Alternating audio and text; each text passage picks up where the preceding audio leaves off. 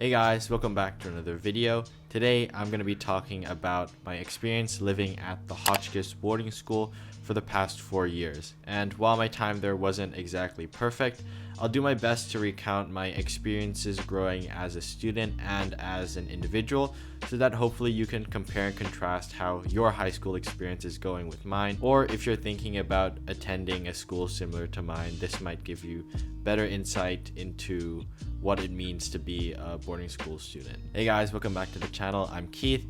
I just graduated high school and I'll be attending Princeton University in the fall. So before I get started, obviously it's going to be impossible to recount 4 years in such a short video, but I want to split up my growth and my learning into 3 major categories: community, craft, and contemplation, which I'll explain later on in the separate sections what each of those mean and how I've grown in that area. So the first part of my growth that I want to talk about is community. Basically means anything to do with friends, interactions with teachers, faculty members, etc. And one of the first problems I encountered at Hotchkiss was the problem of community. When I first got into the dorm and I unpacked and everything and I was just alone, it kind of sunk in that this was going to be my life for the next 4 years. And it's not that I didn't see this coming. Obviously, I knew that I was going to be living in a boarding school and that I'd be away from my parents, but it hadn't really sunk in how that would affect the nuances of my daily life. I wouldn't be able to interact with them daily, or our interaction would have to be through the internet.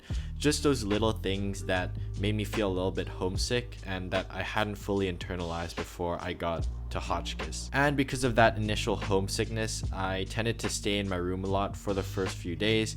I became scared about making friends, and I also cried a few times because I was thinking about family a lot. However, I was really lucky because at Hotchkiss they have a really good support system. My assigned advisor reached out to me and was worried, and she helped connect me with the tennis coach because I said that tennis was one of my hobbies that I really enjoyed.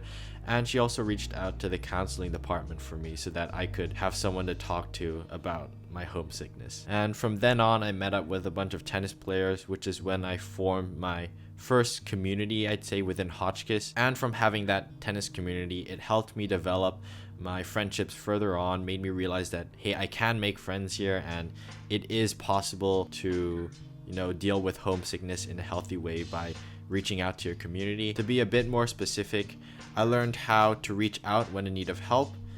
I learned to be grateful for the time I did have with my parents during the school breaks.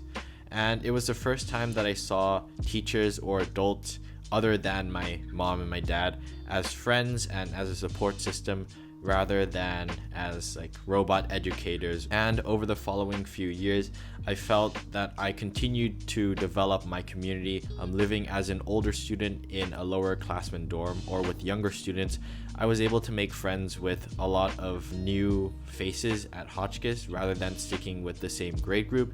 And I think that helped develop my versatility. And apart from developing friendships with the students, I also learned an important skill of developing friendships with faculty members and teachers. And looking back on my experience, this was especially true from a science teacher that I had a really close connection with, and just by sharing our enthusiasm about science, I was able to get her to become my mentor when I wanted to write a science paper. And while I was really happy building my community at Hotchkiss, I often felt stuck at times. Being at a boarding school, you're often confined to the space within that school, and the activities that you do with friends can sort of be repetitive, and after a while it sort of becomes a habit that you just hang out with your friends in this specific place at this specific time. In the end, I'm really happy with the group of friends, whether it be students, younger students, or faculty, that I made at the end of my 4 years. And definitely this is a community that I won't be forgetting about anytime soon. So the next portion of my Hotchkiss experience is craft.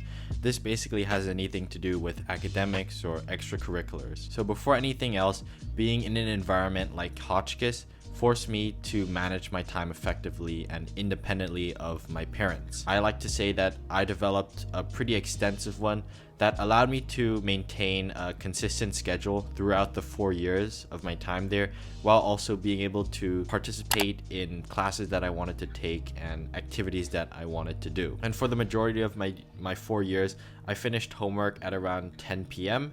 and then I'd spend the next hour chatting with friends or relaxing or just reading before I'd go to bed. During the first 2 years, I think I woke up at around 8-ish.